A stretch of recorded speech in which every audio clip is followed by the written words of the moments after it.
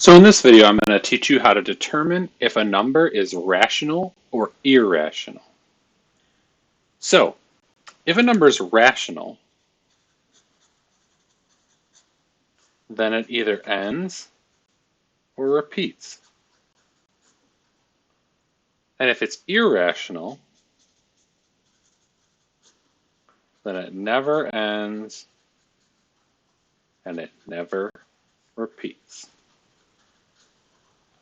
So a simple definition of this would be to look at rational and say, oh, the number 12 ends, right? Ends right there, 12, rational. A number like 2/3 is also rational for a few reasons. 2/3 as a decimal is 0.66666666666, repeating. So anything that repeats is rational. But another way to define it as rational is that anything written as a fraction is rational. All right, so numbers that end or repeat are rational. Numbers that never end or never repeat are irrational. So if I have a number like 0.73962883196 and then some dots, you can see there's no pattern here. These numbers are going to go on forever and in seemingly no order. So this is an irrational number. Another famous irrational number is the number pi. Pi is approximately 3.14159 and so on and so forth. That's an irrational number. That's probably the most famous irrational number. Okay. Another side of rational and irrational is when we deal with this symbol here. This little check mark division looking symbol is actually called square root.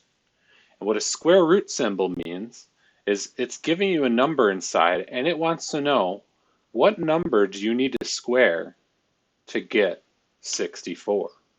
What number do you need to multiply by itself to get 72? What number do you need to multiply by itself to get 5? All right, so this symbol is called square root. All right, so the square root of 9 is 3 because I need to square 3 to get 9. The square root of 9 is 3 because 3 squared is 9, right? 3 squared is 9. So if I square 3, I get 9. That means, working backwards, the square root of 9 is 3. The square root of 100 is 10. Because what number do I need to square to get 100? Well, I need to square 10 to get 100. 10 squared is 100. So any number that you can square root nicely is rational. All right, and I'm actually going to put a line here to say that that is not included. All right, any number you can square root and get a nice answer like 3 or 10, that means it's rational. So the square root of 64, do you know a number that multiplies by itself to get 64? And you should say to yourself, yeah, 8, right? So that is rational. So now if you look at this list that I'm putting up on the screen here, these numbers are called perfect squares. That means I can square root them and get a nice answer. The square root of 64 is 8, because 8 squared is 64. But what if I ask you to square root a number that's not on this list? Like, for instance, 72. The square root of 72, 72 is not on that list, right? 72 is not on the list of perfect squares here.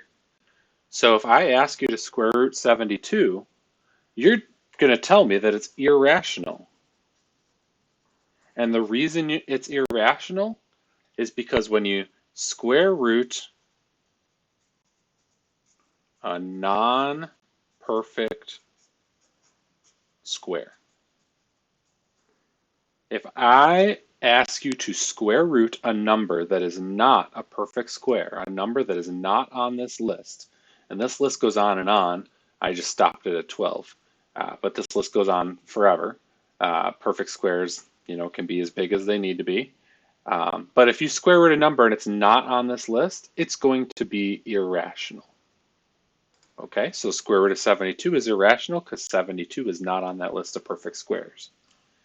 The same with 5. 5 is not on this list, right? I know I see 5 on the left side, but that's not where we're looking. We're looking right here. Are any of these numbers 5? The answer is no. So that means the square root of 5 is irrational. And it's the same reason as this one, the square root of a non-perfect square. All right, now let's determine if any of these are irrational. Remember, if a number repeats, it's rational. This number is repeating. It's 2, 8, 2, 8, 2, 8, 2, 8. And you know it's repeating because of that little bar, right? I don't even need to write all these 2 8s. I could have just put the bar right there after those 2 8s, the 2, 8, right? This number is a repeating number, so it is rational. This number, 7, 2, 5, 6, 5, this number is not repeating, but it does end, right? It stopped right there. There's no other digits there, right? So this number is rational. This number here is repeating, 2, 9, 2, 9, 2, 9, 2, 9. So it's repeating. It is rational. So we have one more example here, and that's down here. I'm going to give you, sometimes numbers are going to look like this. It's just going to be a random string of digits that don't ever seem to end and don't seem to have a pattern. If you ever encounter a number like that, then it is irrational. So there you go. There's your video on determining if a number is rational or irrational. Thanks for watching.